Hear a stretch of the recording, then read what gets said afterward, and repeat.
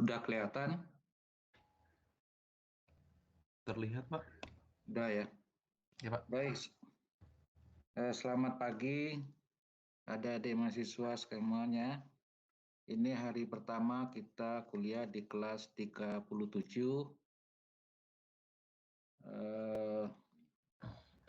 Saya ingin memperkenalkan terlebih dahulu. Mudah-mudahan mereka semua hadir. Dosen mata kuliah ini diampu oleh 2 orang dosen. Saya sendiri, Husaini Ardi, kemudian menemani saya ada dosen muda yang energik ini yaitu Pak Gea. Kemudian kita juga ada asisten 3 orang yang nantinya akan membantu dalam pelaksanaan perkuliahan, misalnya dalam hal pengumpulan tugas, kemudian asistensi tugas-tugas, ya, yang nanti rutin itu ya di minggu kelima sampai minggu terakhir gitu. Nah ini ada 3 orang asisten, yaitu Aulia Nur Latifah, ini MT 18, angkatan 18. Kemudian ada Anissa Yudiani, ini angkatan 19. Kemudian ada Muhammad Fikri Raihan. Jadi ada 3 orang kakak kelas kalian yang nantinya bisa menjadi teman diskusi, ya. Jadi bukan hanya asistensi tugas, tapi kalian juga boleh bertanya tentang kondisi di FTMD, terutama dalam hal kuliah dan penjurusan gitu, ya. Mereka akan membantu Anda memberikan informasi itu gitu. Nah, apalagi nanti kalau asistensi itu kan diadakan di kampus, jadi kalian bisa langsung bertemu gitu. Hari ini kita akan membahas tentang Introduction to Engineering and Design, ya. Jadi ini sebenarnya isinya itu adalah menjawab pertanyaan apa itu engineer gitu, ya. Apa itu engineer, kemudian nanti ada kode etik engineer, kemudian profesi engineer itu apa saja gitu. Ya. Baik, ini jadi tujuan dari outcome dari perkuliahan ini adalah mahasiswa itu memahami peranan engineering itu dalam kehidupan sehari-hari gitu. Nah, nanti akan ditekankan juga ya bahwa profesi engineering itu bukan profesi tersendiri gitu, tapi dia menuntut kerjasama dengan engineer-engineer dari bidang yang lain gitu.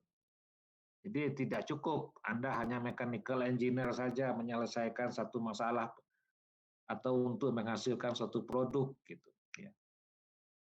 Kemudian, nah, mahasiswa memahami peranan dari engineer dan interaksinya dengan profesi yang lain gitu. Nah ini yang tadi saya katakan, Anda ingin menghasilkan produk mobil misalnya, nggak bisa hanya dari mechanical engineer gitu, atau dari material engineer gitu. Kenapa? Karena nanti kan ada desain awalnya gitu, bentuk mobilnya seperti apa nanti gitu. Nah itu orang dari FSRD itu yang ahlinya gitu, ya.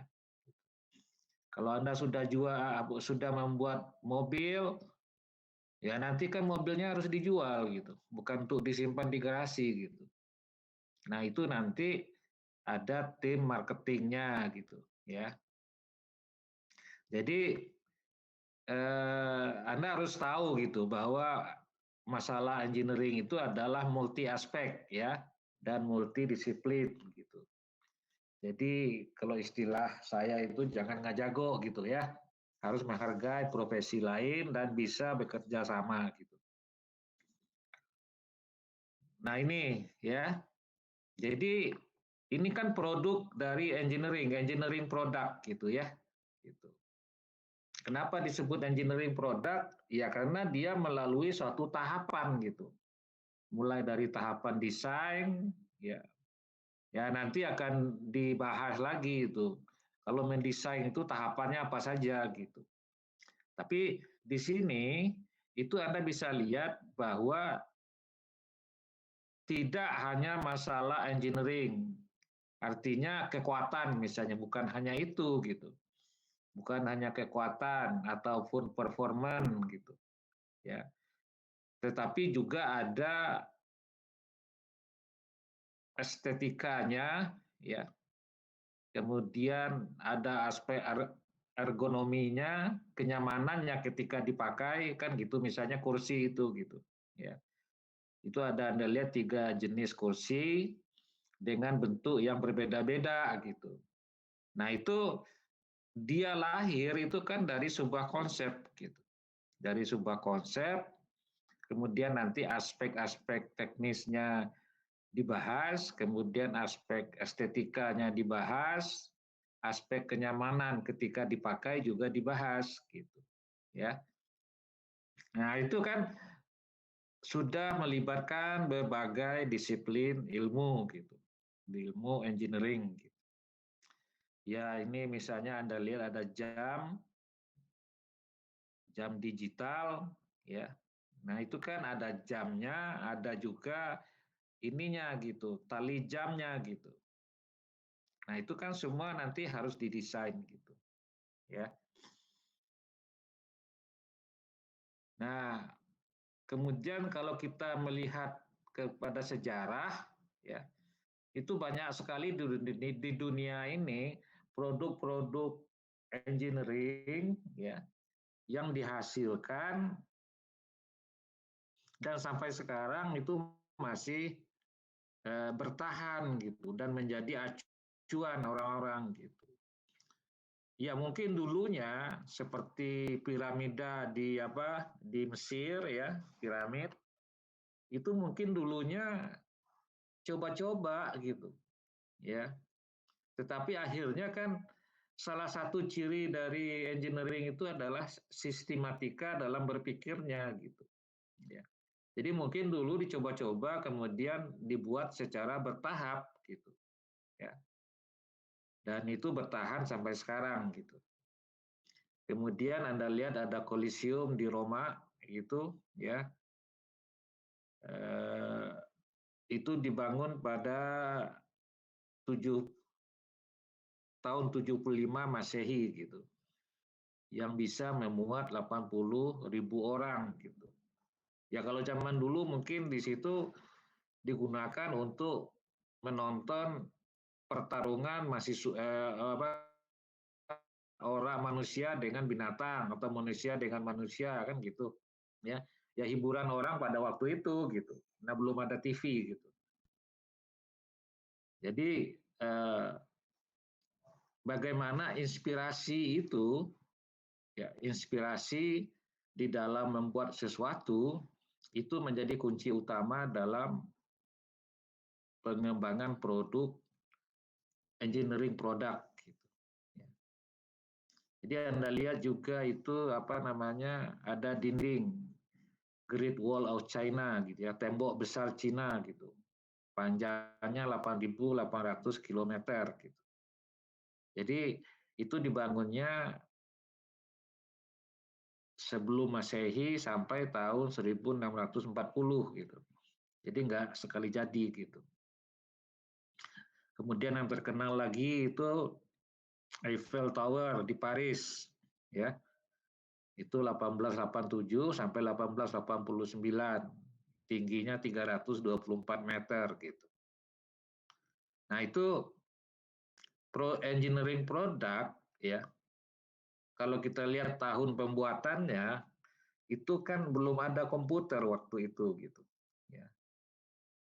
Artinya hitung-hitungannya manual dan dicoba-coba gitu. Ya. Kemudian yang terakhir ini tahun 2009 ini ada Burj Khalifa. Ya, ini tower tingginya 830 meter gitu. Ya, itu sudah di zaman modern ini ya. Gitu. Di mana teknik komputasi sudah semakin maju gitu. Kemudian kalau Anda lihat lagi dalam bidang transportasi gitu. Jadi gini, secara sederhana itu bisa kita katakan engineering itu sebenarnya dia kan membuat kehidupan itu menjadi lebih mudah kan gitu. Ya.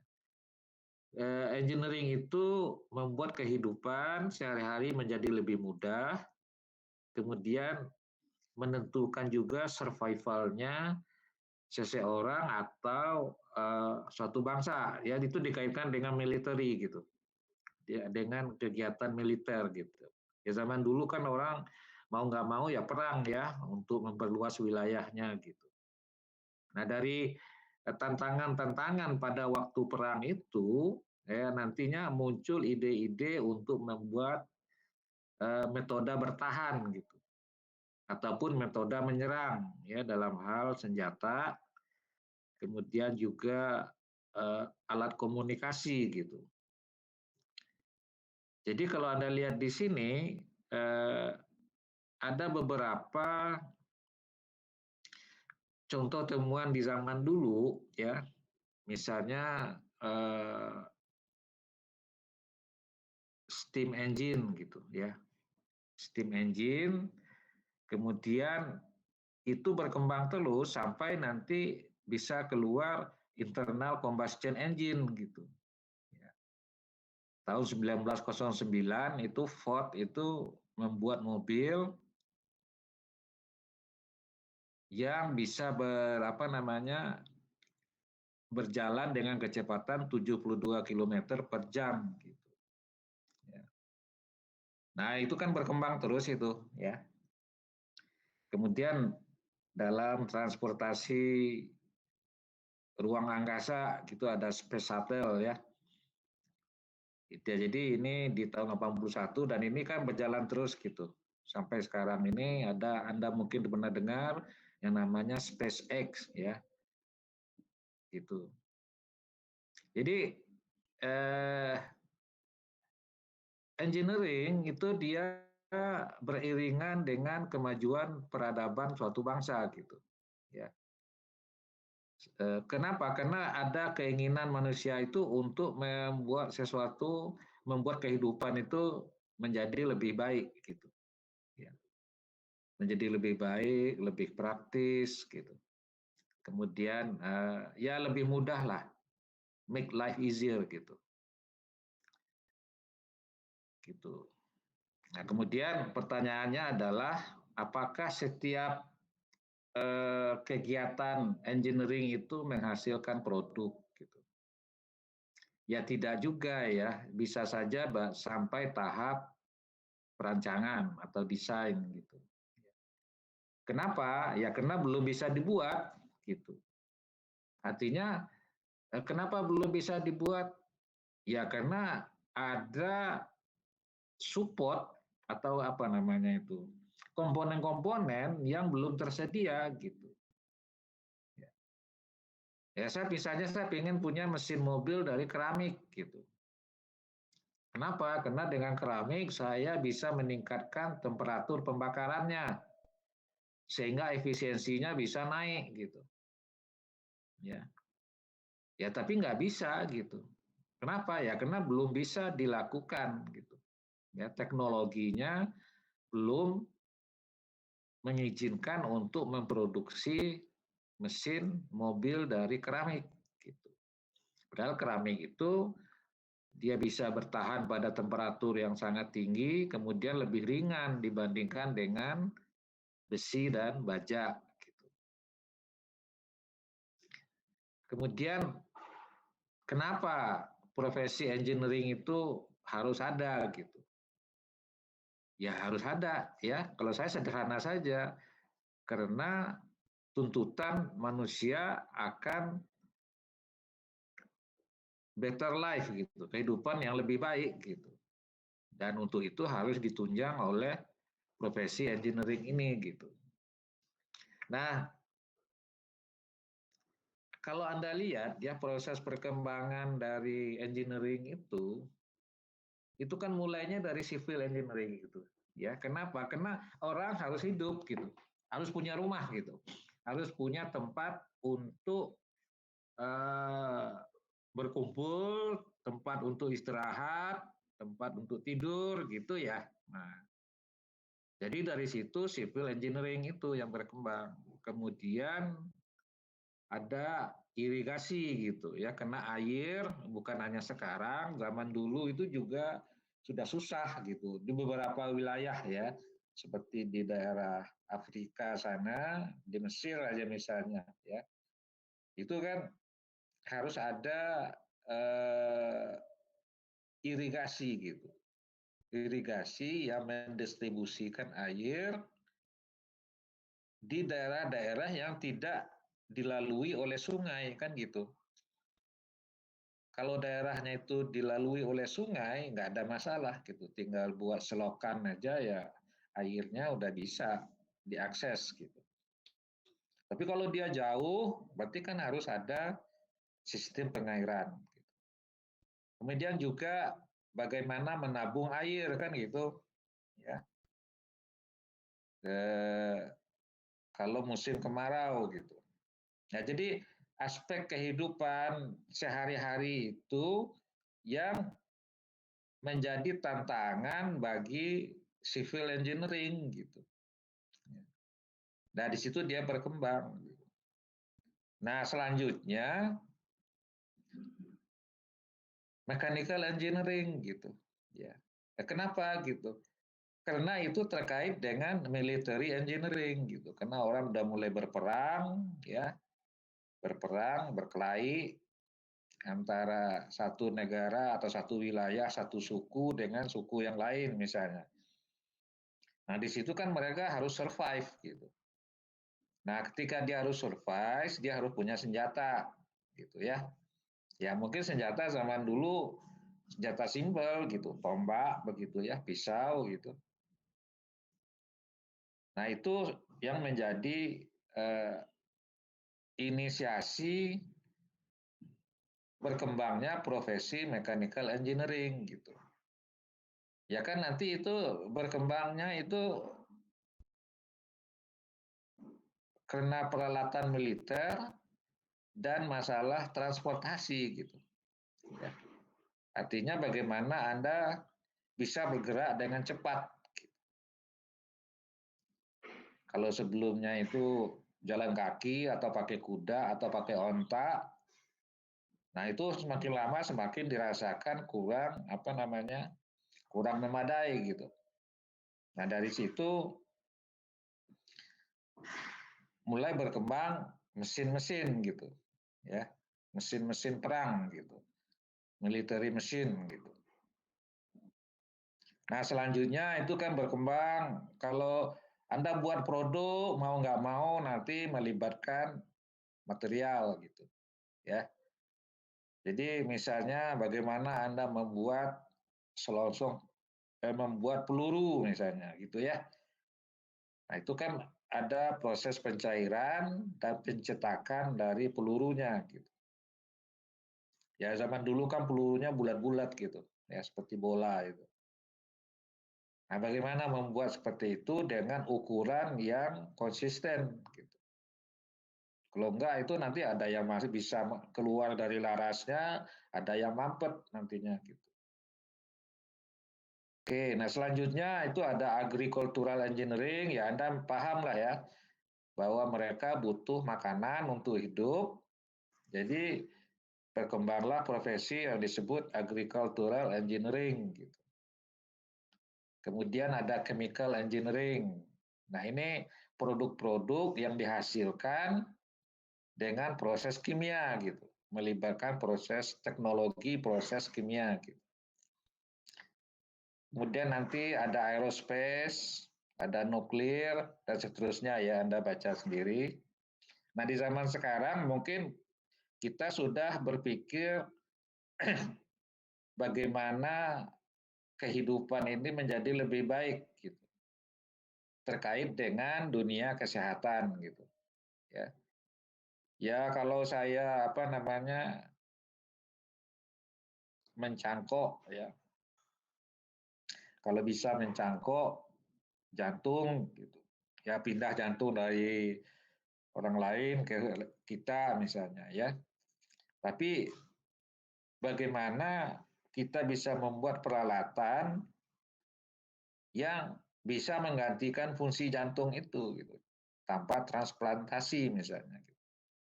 Atau misalnya kalau Anda cedera, patah tulang, gitu.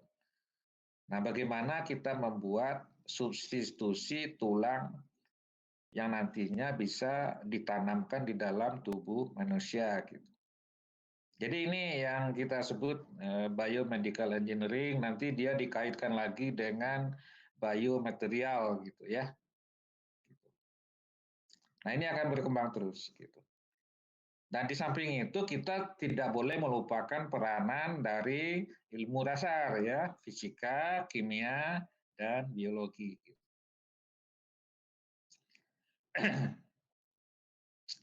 Ini sudah agak lama, ya.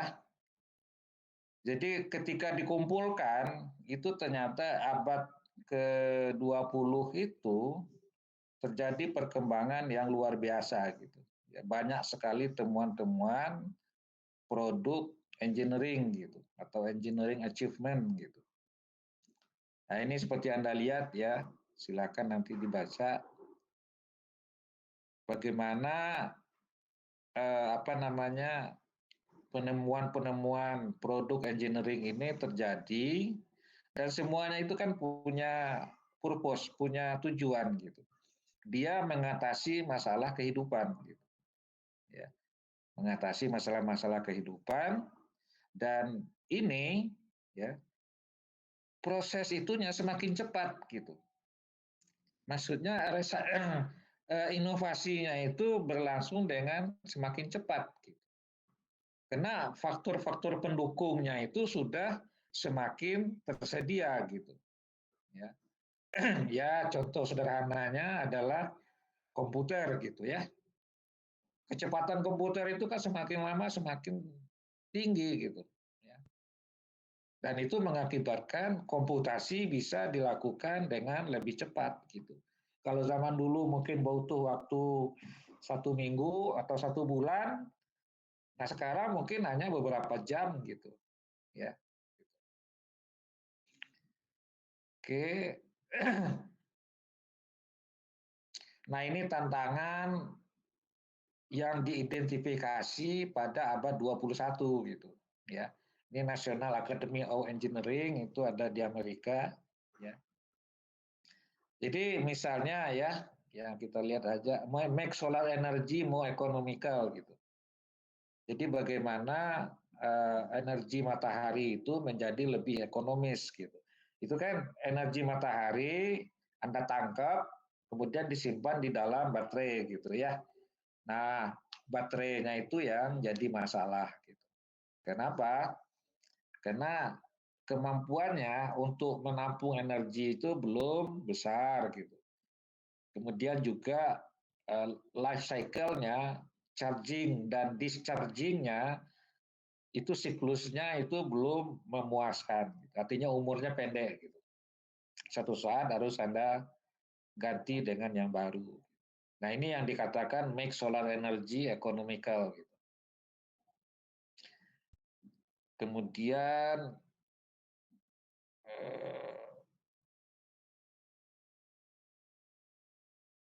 engineer better medicine, ya. Ini misalnya ini. Jadi obat jadi lebih mudah dan lebih bagus, gitu, dalam hal efisiensinya, gitu ya. Oke, nanti Anda silakan lihat sendiri ini. Nah, sekarang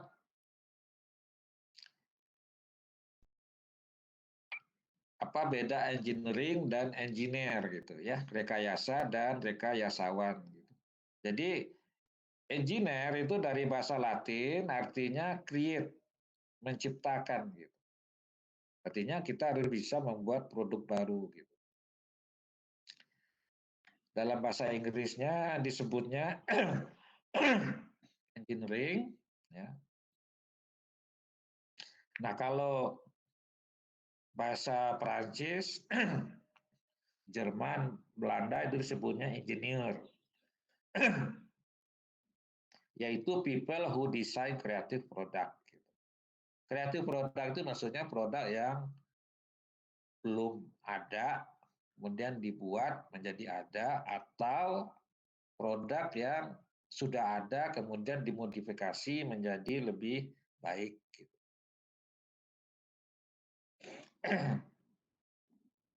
Jadi engineering itu adalah creative design and analysis that use energy, material, motion, and information to serve human need in innovative ways. Gitu. Jadi Anda lihat di sini ya, to serve human need, human need. Jadi kehidupan manusia gitu, tidak bisa dilepaskan dari itu gitu. Apa itu kebenaran? Ya membuat kehidupannya menjadi lebih baik.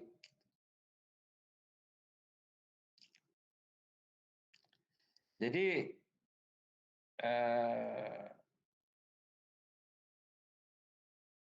kalau kita lihat dari definisi Sistem Nasional Ilmu Pengetahuan dan Teknologi, itu disebutkan bahwa teknologi adalah cara atau metode serta proses atau produk yang dihasilkan dari penerapan dan pemanfaatan dari berbagai disiplin ilmu pengetahuan. Ini tolong Anda perhatikan kalimat berbagai disiplin, ya, berbagai disiplin ilmu pengetahuan yang menghasilkan nilai bagi pemenuhan kebutuhan, kelangsungan, dan peningkatan mutu kehidupan manusia. Ya, jadi Anda lihat lagi ini peningkatan mutu kehidupan manusia. Jadi itulah tujuan kita gitu. Ya, kalau Anda memutuskan mengambil profesi sebagai engineer, maka salah satu misi Anda di dunia ini adalah meningkatkan mutu kehidupan manusia gitu. Melalui profesi yang atau keahlian yang Anda punyai gitu.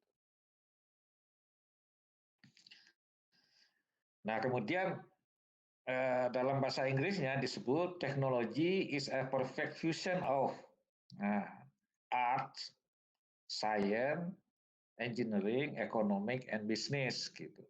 Jadi ini yang saya katakan multidisiplin gitu, ya. Ketika Anda merancang mobil tadi, Anda membuat produk mobil, itu tidak bisa hanya mechanical engineering gitu. Karena ada peranan arts di situ, ya. Art yang merancang bentuk dari mobil itu gitu supaya enak dilihat, enak dipakai, dan laku dijual gitu. Nah, yang menjualnya itu ya ini economic and business ini gitu. Ya. Sebagai mechanical engineer dalam tahapan pembuatan produk mobil itu ya Anda mikirnya keahlian Anda saja gitu. Masalah penjualan biar orang lain yang mikir gitu. Ya. Karena memang ini adalah kombinasi dari berbagai disiplin ilmu. Kemudian science dan rekayasa, science and engineering gitu. Ini juga jangan jangan dipertentangkan ya. Jangan merasa lebih hebat. Gitu. Ya sebenarnya dia saling mendukung gitu. Jadi kalau science itu tujuannya adalah mencari kebenaran. Gitu. Ya dengan teori-teori mereka mencoba menyebarkan kebenaran gitu ya. Sedangkan di kita kan yang menggunakan kebenaran yang dia punyai tadi gitu untuk perbaikan gitu, improvement gitu. Ya. Nah, kalau dilihat dari hasilnya di sains itu kan itu disebutnya knowing that ya. tahunya ya knowing that. Jadi dia bisa menjelaskan fenomena-fenomena saintifik dengan ilmu yang mereka punyai. Gitu. Nah kalau di engineering, di rekayasa itu lebih ke know-how gitu, ya know-how gitu. Jadi memahami gitu. Kita memahami dan itu nanti yang kita pakai sebagai support dalam penerapan profesi engineering gitu. Nah, ini kalau bahasa Inggris tuh enak ya. Kalau saya itu study the world as it is gitu. Ya. Jadi oh ini ada katakanlah ya ini ada burung gitu. Itu baru burung berkicau ya. Hewan gitu. Ya pelajarilah apa adanya dia gitu. Digali di situ. Nah, beda dengan engineering gitu. Kalau engineering itu create the world that has never been gitu. Jadi menciptakan sesuatu yang baru yang belum ada gitu. Idealnya kan begitu. Karena sebenarnya tidak hanya itu, memodifikasi pun juga boleh. Gitu. Ya.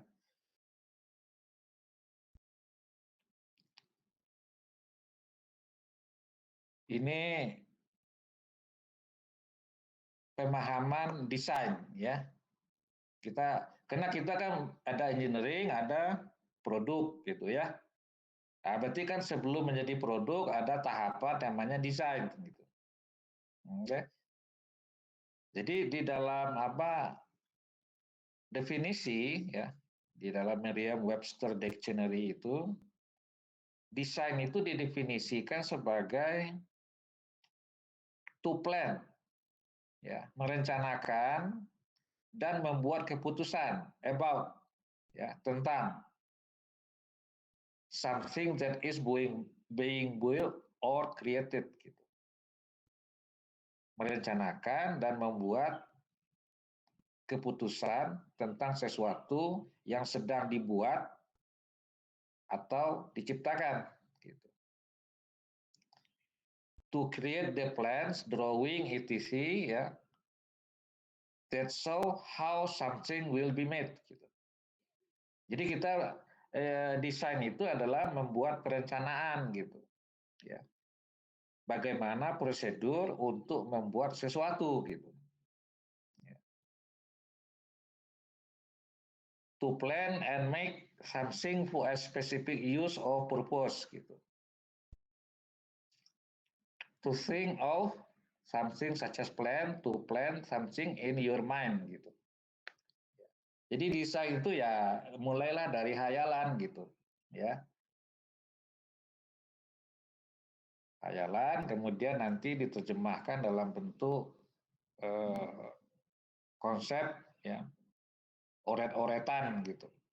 Di kertas tentang sesuatu yang akan dibuat gitu. Oke, selanjutnya ini silakan nanti Anda ini lagi ya. Tapi intinya desain itu adalah merencanakan ya dan membuat keputusan tentang sesuatu yang akan dibuat atau diciptakan. Termasuk juga membuat urutan prosesnya gitu. Tahapan proses untuk membuat sesuatu gitu. Nah, kemudian pemahaman mengenai engineer. Jadi tadi kan engineering ya, kemudian desain, nah sekarang engineer gitu. Jadi engineer itu adalah seseorang who by reason of his special knowledge yang mempunyai pengetahuan khusus, maksudnya ini misalnya profesinya gitu ya, dan menggunakan matematik, fisika, dan ilmu teknik, and the principle of engineering analysis and design acquired by education and experience is qualified to practice engineering gitu. Jadi gini, engineer itu yang penting dia punya ilmu pengetahuan dulu gitu. Satu ilmu pengetahuan spesialis gitu, ya. Nah, kemudian ketika dia bekerja, dia membuat apa namanya? Dia bekerja berdasarkan atas dukungan dari ilmu matematik, fisika, engineering science, kemudian nanti ada teori-teori perhitungannya, engineering analisis dan desain, ya, yang diperoleh melalui pendidikan dan pengalaman gitu.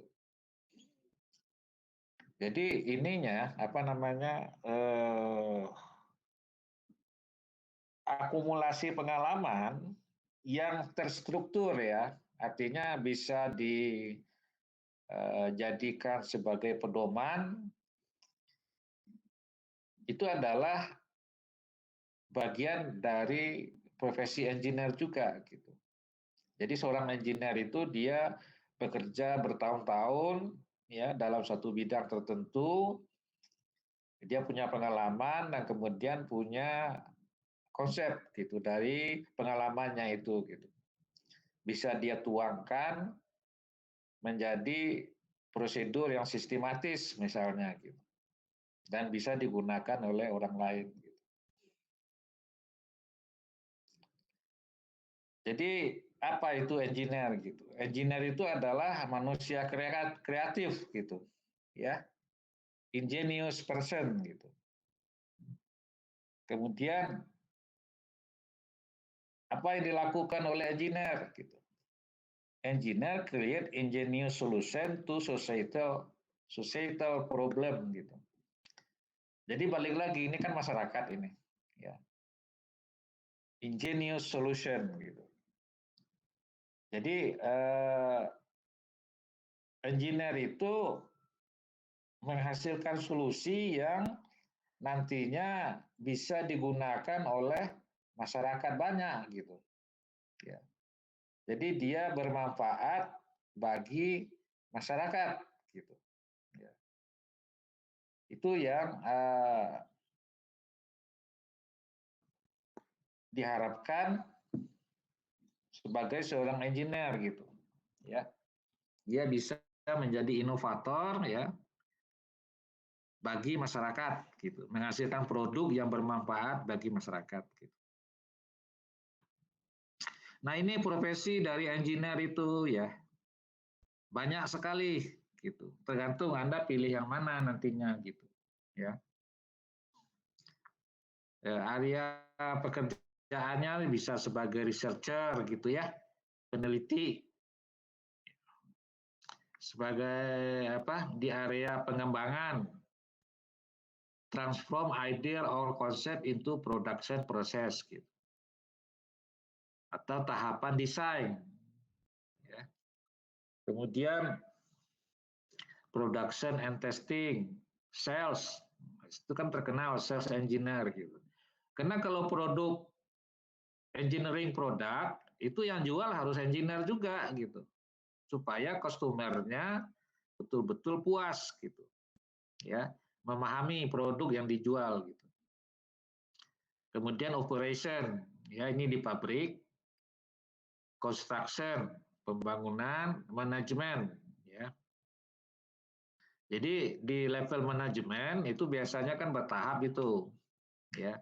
Dari engineer naik bertahap sampai nanti dia sudah punya akumulasi pengalaman yang banyak, dia bisa masuk ke level manajemen. Education, seperti kami ini, ya, teaching di university gitu, atau consulting gitu. Consulting itu kan kita memberikan service kepada klien kita gitu. Bisa bekerja sendiri atau sharing dengan engineer lainnya gitu. Nah ya biasanya kan tergantung kepada masalah yang dihadapi gitu. Semakin rumit ya semakin membutuhkan bantuan dari profesi yang lain gitu. Sama gitu, multidisiplin gitu. Ya ini saya nggak akan bahas ya. Jadi intinya itu adalah kita itu masih kekurangan engineer gitu. Ya, ini dari data ini Anda bisa lihat bahwa jumlah engineer per 1 juta penduduk itu kita masih jauh sekali gitu dibandingkan negara Malaysia, Thailand gitu. Ya negara tetangga kita ya. Kalau dengan negara apa yang besar itu pastilah kita kalah gitu. Jadi engineering itu multi aspek, multidisiplin ya, ditekankan lagi.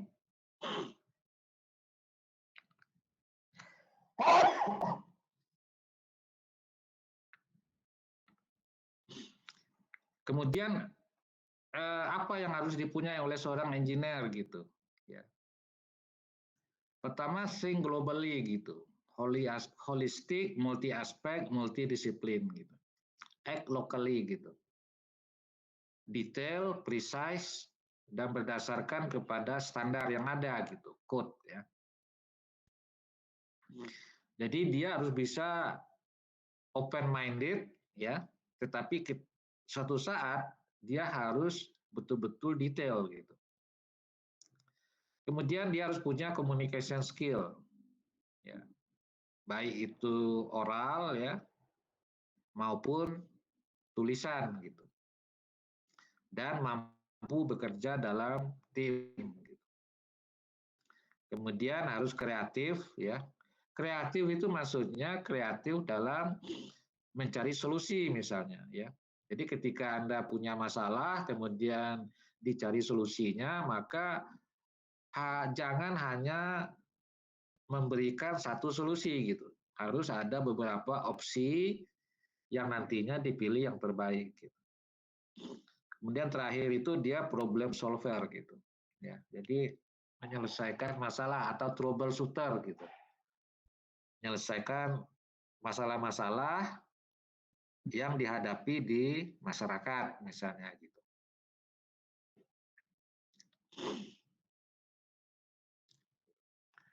Ada etika ya, personal etik, ada profesional etik gitu.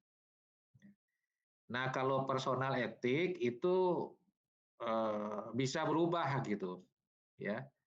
Ya kadang-kadang personal etik itu dipengaruhi oleh suasana politik dari satu masyarakat gitu. Ya.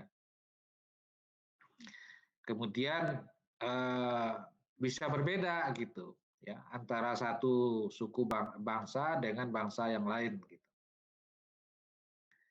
Nah, berbeda halnya dengan profesional etik gitu. Ya. Kalau profesional etik itu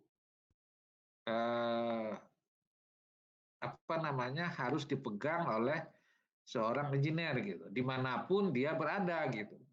Nah itu bedanya dengan personal etik tadi gitu. Ya. Jadi misalnya dia harus mampu bertahan terhadap tekanan gitu, sehingga tidak menghasilkan pekerjaan yang kualitas rendah gitu. Ya. Kemudian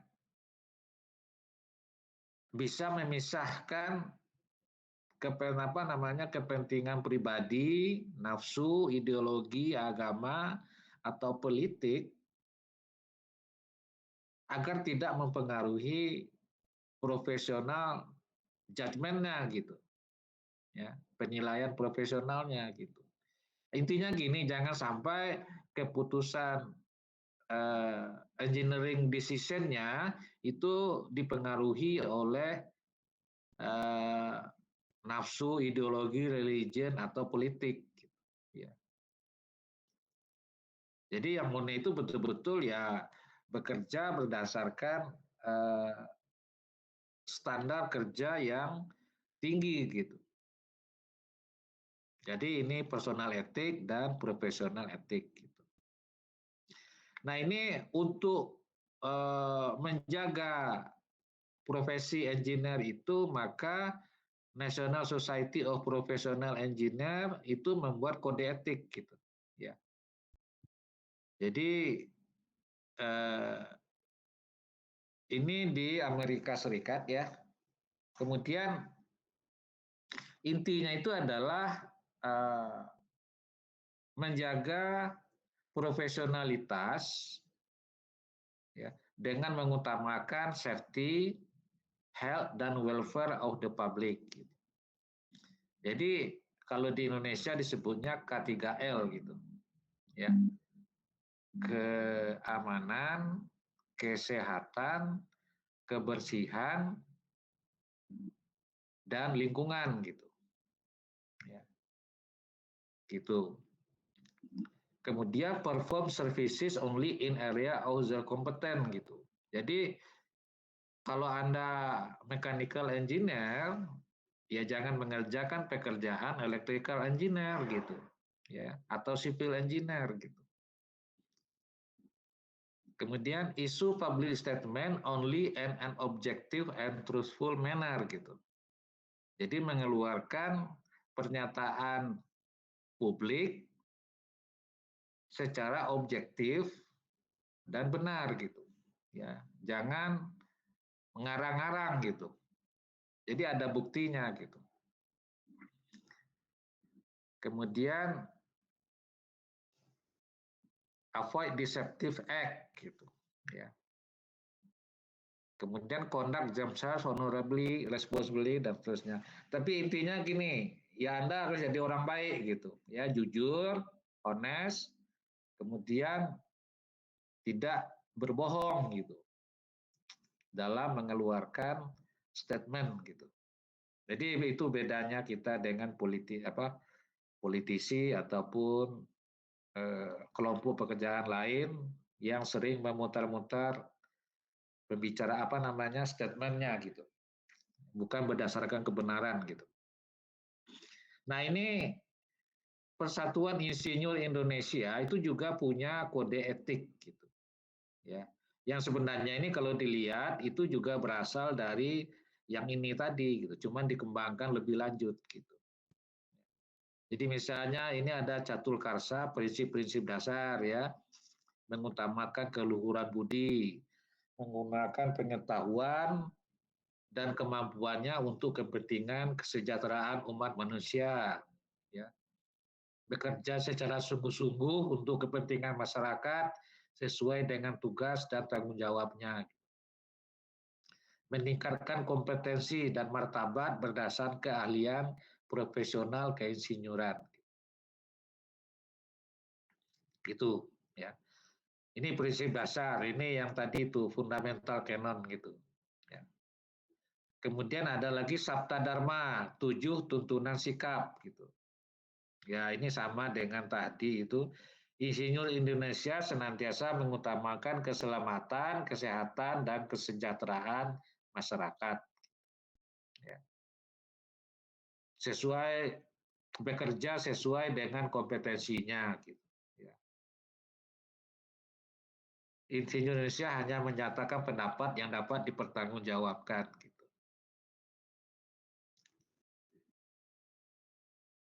Insinyur Indonesia senantiasa menghindari terjadinya pertentangan kepentingan dalam tanggung jawab tugasnya gitu. Ya dan seterusnya ya nanti Anda bisa baca ini ya. Artinya ini adalah pedoman gitu ya, pedoman profesionalitas dari seorang insinyur di Indonesia.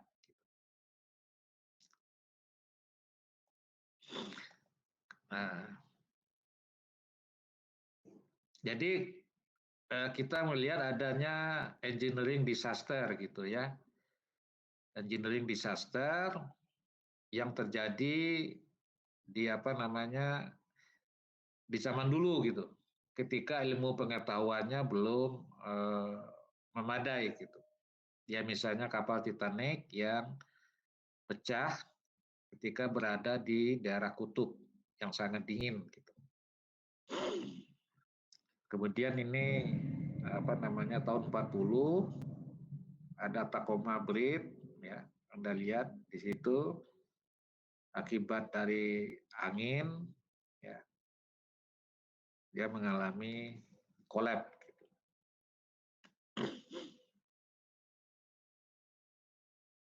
Saya nggak tahu angin atau gempa ya. Pak kok mabrit. Tapi gempa kok lama banget gitu. Kalau angin besar sekali anginnya. Ini film bisu ini ya.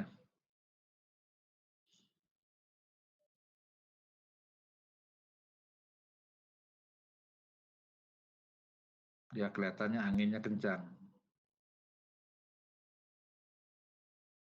Ya, jadi intinya begitu gitu bahwa engineering itu ketika Anda salah maka efeknya sangat fatal gitu. Itu yang mau saya tekankan gitu. Jadi setiap produk yang Anda buat itu harus bisa dipertanggungjawabkan secara teknis gitu. Ya. Supaya nanti kalau terjadi masalah itu masih bisa dipertanggungjawabkan gitu. Nah, ini ada beberapa contoh lain ya. Jembatan Kutai Kartanegara ini tahun 2011 ya. Ambrol di bagian tengahnya ini.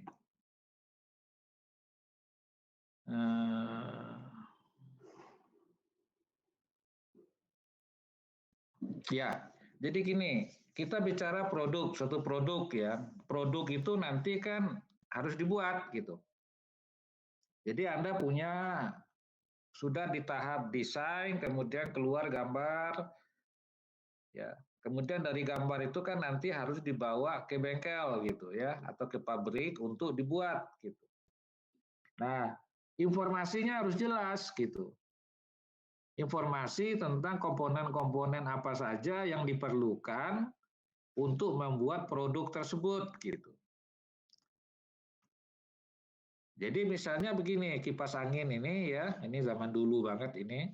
Ada kipas angin, ini ada ininya, pelindung baling-balingnya ini, pelindung depan. Ini adalah urutan pemasangannya gitu. Ya. Nah, ini semua harus didefinisikan dengan baik gitu. Nah, jadinya makanya di dalam setiap produk engineering itu selalu ada exploded view gitu. Ya, exploded view itu menggambarkan komponen-komponen itu secara detail gitu. Sehingga nanti memudahkan pada waktu pemasangan gitu. Ya nantinya ada lagi ini detail gambar teknik dari kipasnya ada lagi gitu. Tetapi itu sudah di tahap manufacturing gitu ya. Karena kalau ini kan di tahap assembly dan dijual gitu. Nah, ini contohnya exploded view yang lain gitu. Ya. Jadi kalau Anda lihat ini ada banyak panah-panah ini ya. Nah, nanti kita bisa sebut misalnya radiator itu dia di nomor 9 gitu ya. Ini baterai akinya ada di mana? Itu di nomor 11 ini gitu ya. Spare tire gitu. Spare tire itu nomor 3 gitu. Ya.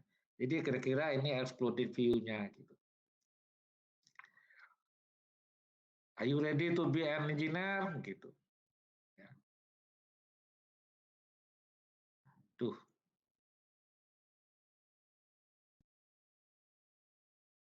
Ya, ini ada individual homework. Jadi artinya setiap orang untuk membuat exploded view dari suatu produk teknologi. Ya.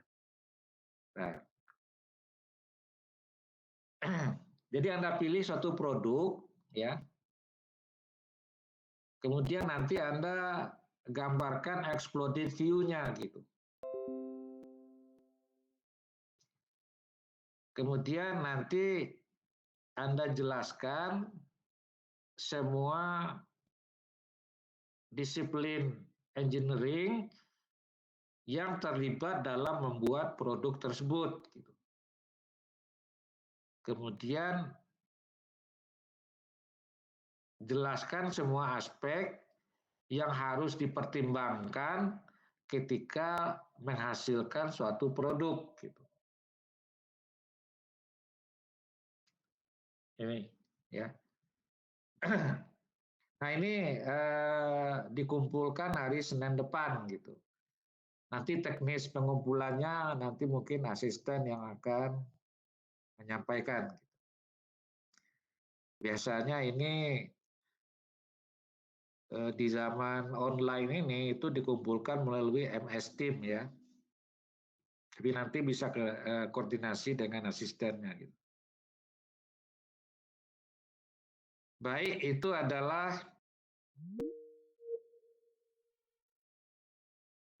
ya habis ya. Oke, silakan kalau ada pertanyaan. Tadinya saya pikir waktunya kependekan gitu, makanya saya agak cepat. Selalunya kecepatan. Silakan. Kalau ada yang mau bertanya. Atau masih tidur semua ini?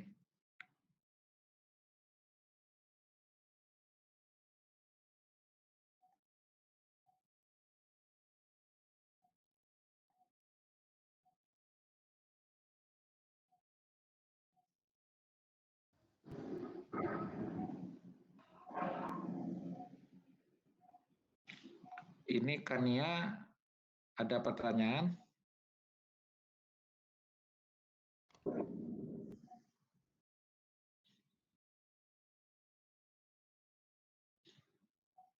Bisu semua ini. Gimana caranya? Sepertinya masih ini Pak, masih pada tidur jangan-jangan ini Pak. Oh ini ada pertanyaan di chat ini Pak. Nah. Ini dari siapa nih? Khalif Hakim Rizal. Tugas ini digambar secara digital atau tangan? Pakai tangan. Kalau digital nanti kamu tinggal copy paste gitu. Oh ya, kamu sebagai engineer itu juga harus punya kemampuan untuk membuat sketsa ya. Sketsa dari suatu komponen misalnya. Silakan, ada lagi. Betul-betul tidur. Coba kita cek satu-satu ini. Ya Pak, dipanggil saja mungkin Pak satu-satu Pak. Coba aja, tolong dia dicek aja, di absen aja. Ini masih panjang waktunya. Ini Iya, cek sekalian. Siap Pak. Kita panggil saja mungkin ya. Ya. Siapa ini? Saya pick random saja. Nih, harusnya ada banyak nih, berapa nih? Ada 60 orang. Random aja. Betul Pak. Saya panggil Muhammad Reza Faisal, kita panggil nih Pak. Muhammad Halo, Reza Pak. Faisal. Oh ya ada ternyata nyaut. Iya Pak. Gimana? Saya panggil Anda apa? Reza atau? Reza Pak. Oh iya Reza. Gimana Reza? Dari kuliah ini Anda apa ada yang ingin Anda tanyakan atau sampaikan gitu? Mumpung ada Pak Husaini nih. Mungkin pertanyaan saya sama kayak Khalif Pak, masalah gambar itu. Mungkin kayak saya ini bisa digambar secara digital kan Pak, pakai apa? Pakai ini not itu. Katakan harus gambar tulis tangan, ya udah. Itu sih pertanyaan saya tadi sama kayak Khalif. Digambarkan. Ya mungkin kalau dibuat sketch masih boleh Pak ya, Pak Husaini? Sketch boleh. Ya, sketch. artinya gambarnya nggak harus persis. Misalnya kayak kipas itu betul-betul seperti kipas, ya enggak lah. Yang penting kan exploded view-nya gitu. Tapi dibuat dalam format digital seperti di OneNote gitu ya maksudnya? Ya, boleh lah. Boleh ya. Ya, kalau ada narasi, nah baru harus tulis tangan, Pak ya. Iya. Maksud saya gini, kalau nanti ketahuan ada yang plagiat, nah itu berat ya hukumannya. Nanti kan kalau digital begitu kan tinggal copy paste saja atau send gitu.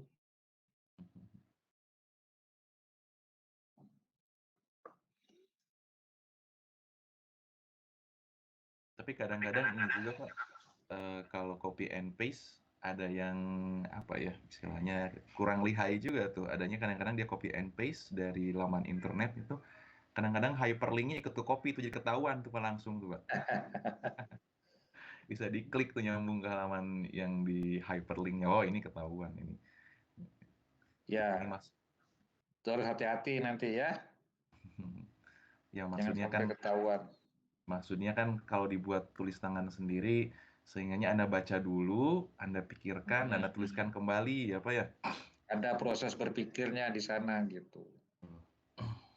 Kalau Anda digital begitu bahayanya ya itu. Nggak mikir jadinya. Nggak bisa jadi engineer ya Pak? Jelas itu. Dan nggak punya pengalaman untuk hand free sketch gitu. Freehand sketch gitu, membuat freehand sketch. Yo, cabut lagi yang lain siapa? Ya Pak, nih coba kita. Ayo, pertanyaannya yang lain lah, jangan apa namanya, sama seperti yang tadi. Wah, masa sama semua? Coba kita lihat. Ini mungkin Yosefin Shevilevana. Anda hadir? Halo, hadir Pak. Oh ya, hadir. Alhamdulillah. Gimana, Yosefin? Saya panggilan apa, Yosefin? Iya, Yosefin aja Pak. Oh ya, Yosefin. Kamu udah di Bandung ya, Sevin? Sudah Pak. Oke. Gimana Yosefin dari kuliah hari ini?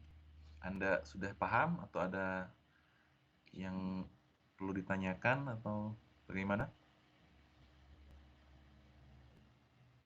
Sampai sekarang belum ada pertanyaan sih Pak. Udah cukup paham. Nah, sudah paham. Poin kedua dan ketiga itu ditulis di kertas gambarnya atau bagaimana? Anda pakai kertas A4 aja supaya nanti enak ininya nyekennya. Kalau kertas gambar kan nanti ditanya lagi kertas gambar ukuran berapa. Kalau A0 ya gila nanti ya gimana nyekennya. Pakai kertas A4 ya. Ya kalau nggak cukup 1 lembar ya 2 lembar, 3 lembar, 4 lembar nggak apa-apa.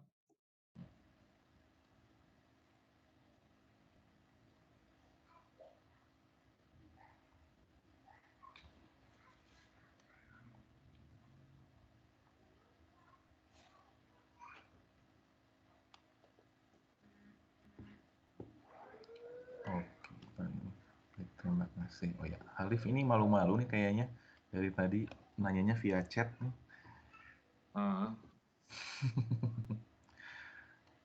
Alif, kamu ada di mana Alif?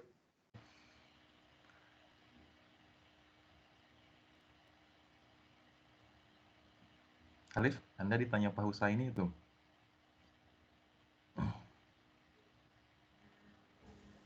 Maaf Pak, tadi ibu saya gitu telepon Pak. Tadi apa Pak pertanyaan Pak? Maaf Pak. Kamu ada di Bandung atau di mana? Saya ada di Bandung Pak.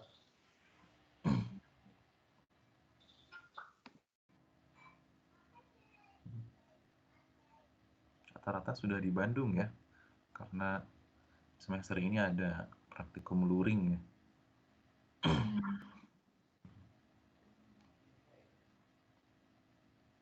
Tadi ibu saya nelpon, lumayan kenceng Pak. Hehe. Ibumu di mana, Alif?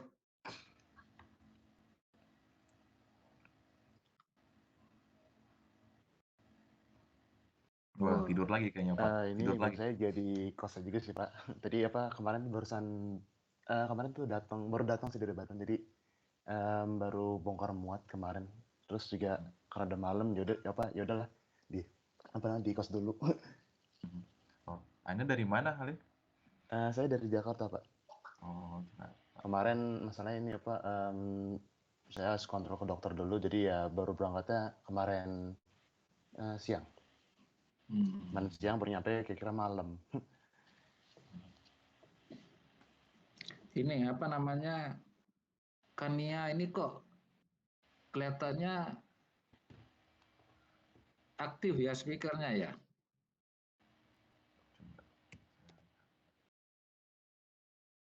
Kania Hamelia Dianto. Iya, Pak. Nah, gitu. Kamu udah bangun? Udah, Pak. Udah. Di Bandung? Iya, Pak. Saya orang Bandung. Oh, orang Bandung. Ya. Tapi kalau kita yang minta on cam mungkin agak lama lagi Pak Husa ini. Kayaknya Woi, janganlah. belum mandi kayaknya Pak. Nah.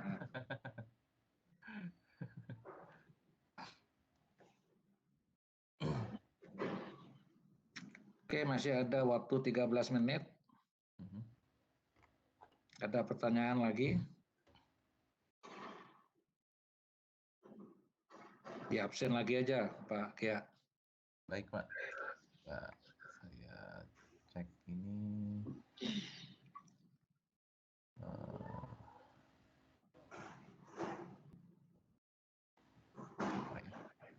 Ini Stephen Nathaniel, ini coba kami dengar suaranya. Halo, Anda Kopi? Halo, selamat pagi Pak. Oh, pagi. Ya Pak. Lagi error kameranya Pak, jadi nggak bisa nyala. Mohon maaf. Nanti waktu ujian harus di-on kan ya kamera, jadi diberitahu Iya, dari Pak, sekarang. lagi dibetulin Pak kameranya Pak. Ya, semua komputer Anda harus punya kamera gitu. Baik Pak. Dan bahkan ada kemungkinan luring juga mungkin Pak semester ini ujiannya. Saya kurang tahu iya, tapi iya. kelas kita sudah Ya. luring apa belum? Nah, kalau luring bagus lah. Gimana Steven? Saya panggilnya Steven ya.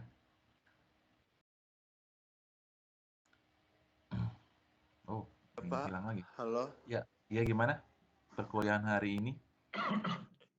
Ya. Ada komentar? Enggak Pak, tapi saya mempelajari banyak juga tadi dari ya pengenalannya ini, introduction-nya.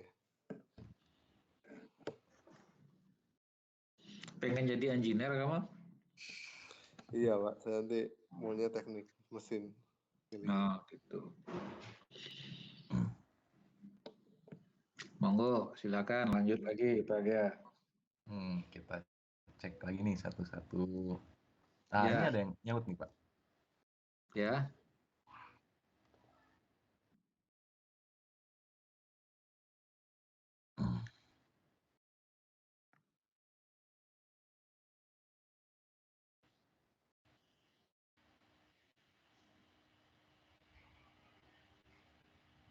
Itu tergantung, kalau sketnya itu kamu gambar manual, ya sudah ditulis tangan aja, nggak apa-apa.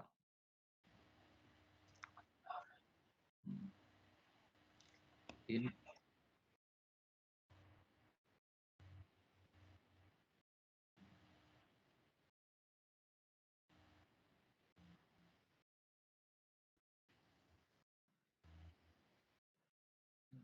Ya, boleh saja.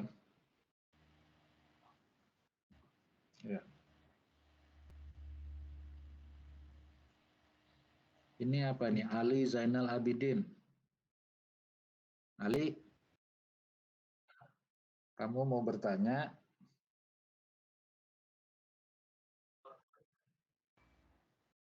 Sudah? Itu yang barusan mungkin Pak. Ini ada lagi Pak di kolom chat Pak. Dari siapa? Gali Firza Atta Nugroho.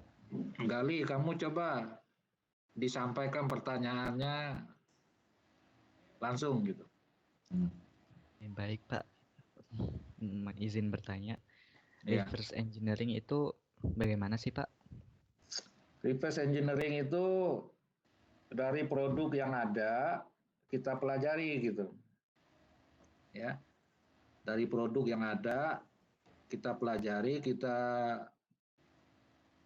buat baru lagi mungkin dengan beberapa modifikasi gitu. Jadi Anda tidak mulai dari nol gitu.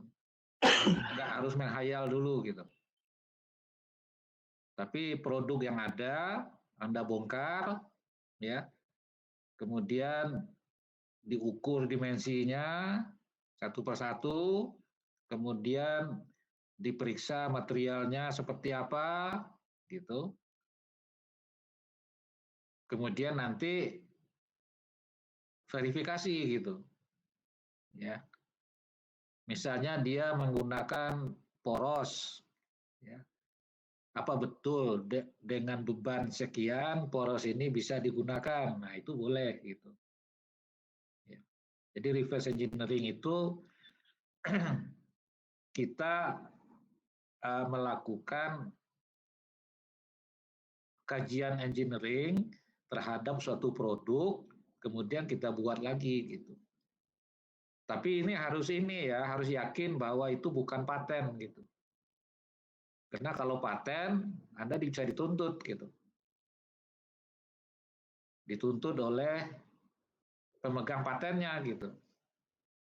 Itu apa ya? Kasus yang paling baru lupa lagi saya itu. Itu ada di Jepang gitu.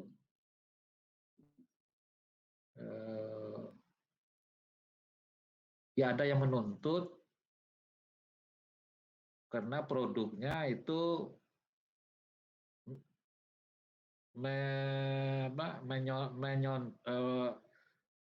menyontek produknya dia gitu. Nah, kemudian nanti di ini gitu. Dan di Indonesia kan juga ada ya beberapa kasus gitu. Tapi itu kan nama ya, terakhir itu kan masalah nama itu. Nama produk gitu. Jadi dalam reverse engineering itu ya hati-hati gitu. Jangan sampai persis gitu. Harus ada inovasi juga gitu, sehingga membedakan dari produk yang ditiru gitu.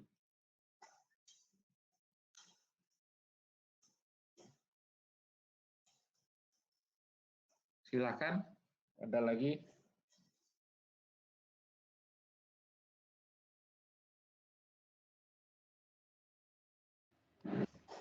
Kalau mungkin boleh saya tambahkan Pak Husaini, Ya. itu prinsipnya itu yang terkenal tuh ATM Pak ya, amati, tiru, modifikasi, mungkin prinsip dari reverse engineering itu Pak ya. Ya.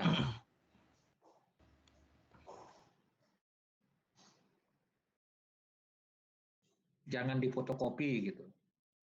Kalau difotokopi Anda nanti dituntut. Gitu.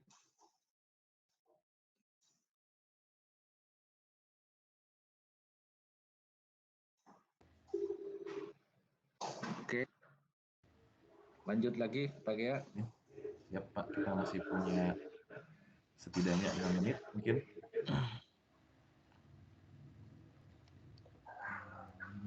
Banyak nih, 60 orang nih.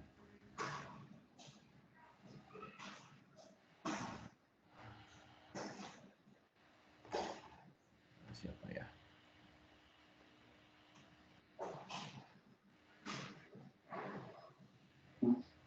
Ini membacanya Khairani Supian apa Cairani Supian? Cara membaca namanya.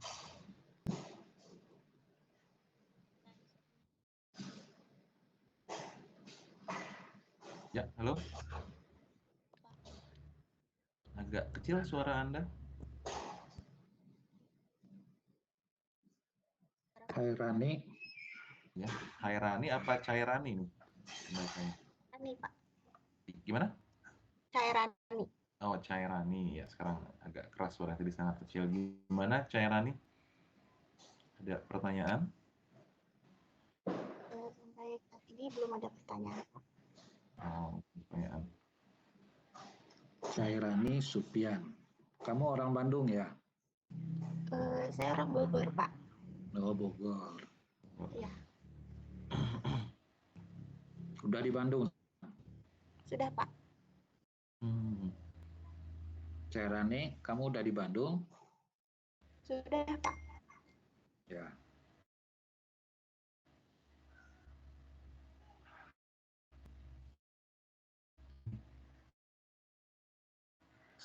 Ada pertanyaan dari Rani, Pak, seperti saya cari kembali ini. Siapa nih? Ini Gading Wulung Wirajanu. Anda hadir? Halo, Pak. Ya, halo, selamat pagi. Ya. Gimana? Ada pertanyaan terkait kuliah ini? Sampai sekarang nggak ada sih, Pak. Nggak ada. Ini biasanya kalau tidak pertanyaan ini Anda mengerti atau Anda tidak mengerti sama sekali ini biasanya. Mengerti kok, Pak. Oh, mengerti. Alhamdulillah, kamu mengerti.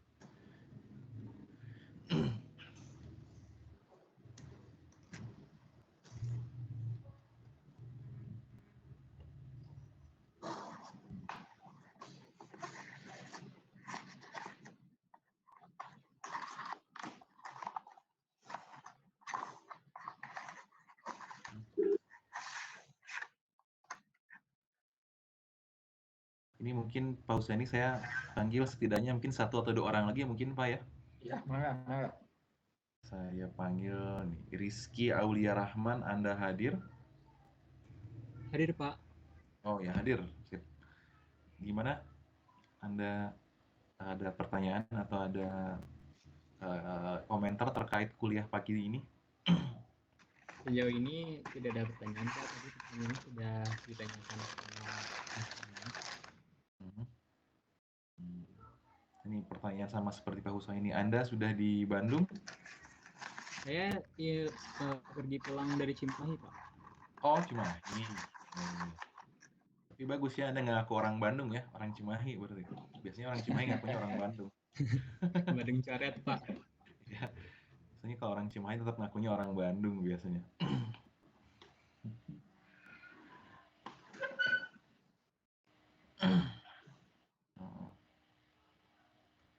Rata-rata sudah di Bandung semua ya, mungkin karena ada praktikum luring itu. Ya mudah-mudahan kondisi kita juga semakin kondusif ya.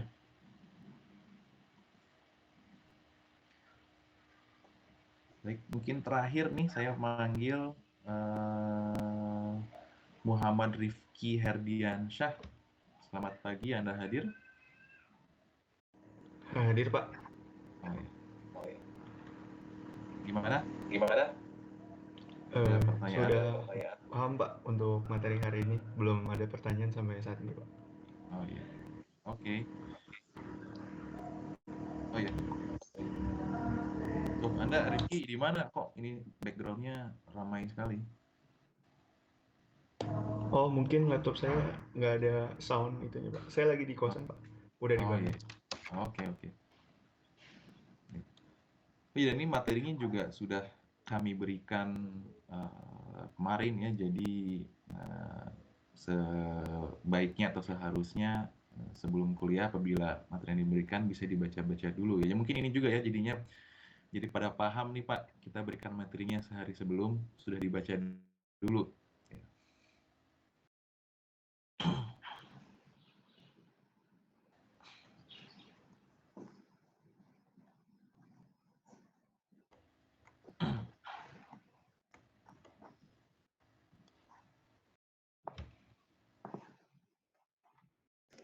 Oke, ini sudah jam 8.30. Ya. Alsa ini gimana Pak? Baik. Kita sudah sampai di akhir waktu kuliah ya. Nah, pesan saya ya kerjakan tugas itu dengan baik. Kemudian nanti dikumpulkan hari Senin yang akan datang gitu. Ini saya nggak tahu asisten ada yang hadir. Aulia, Tifa. Hadir Pak saya. Ya. Hadir, Pak. Saya juga apalagi sih Muhammad hadir juga. Itu nanti gimana ininya? Teknis yang enak buat mahasiswa dan buat asisten tugas itu. Siapa juru bicaranya, Tifa? Dari saya bebas sih Pak, Edunex juga nggak apa-apa. Kalau biar semuanya terkumpul di situ. Oh, pakai Edunex ya? Kalau dari Pak Uca sama Pak Gia gimana? Ya, yang penting bisa diarsipkan itu pakai Edunex ya. Tapi kalau Edunex, Anda ada akses ini nggak bisa ke editnya? Jangan-jangan kalau Edunex nanti hanya saya dan Pak Usaini aja nih. Ada sih Pak. Oh bisa Mereka ya? udah saya invite kok sebagai teaching partner. Oh iya Pak, kalau gitu mungkin ya diserahkan ke asisten saja. Mungkin baiknya mereka mudahnya seperti apa Pak ya? Iya. Dan nanti komunikasi saja antara asisten dengan mahasiswa. Jadi mahasiswa-mahasiswa ya, kalian boleh berkomunikasi dengan asisten melalui tim ya. Tim atau Edunex? Tim ya, Edunex nggak bisa ya, chatting. Edunex itu adanya ini Pak, mungkin forum diskusi Pak. Jadi mungkin kalau chatting di MS Teams ingat saya. Ya silakan nanti diatur dengan asistennya. Oh iya, terakhir juga ini mungkin daftar hadirnya ya, jangan lupa diisi nih. Iya, absensi diisi X ya. Kehadiran kalian 80% nanti. Saya nggak ingin nanti tiba-tiba, Pak saya lupa absen karena ini gitu. Jadi nanti nggak akan kita layani ya. Artinya kalau tidak ada di absensi ya sudah berarti tidak hadir gitu. Baik, terima kasih banyak Pak Gea. Ini tim asisten dan mahasiswa sekalian. Dengan demikian pertemuan ini saya tutup gitu. Terima kasih atas partisipasi.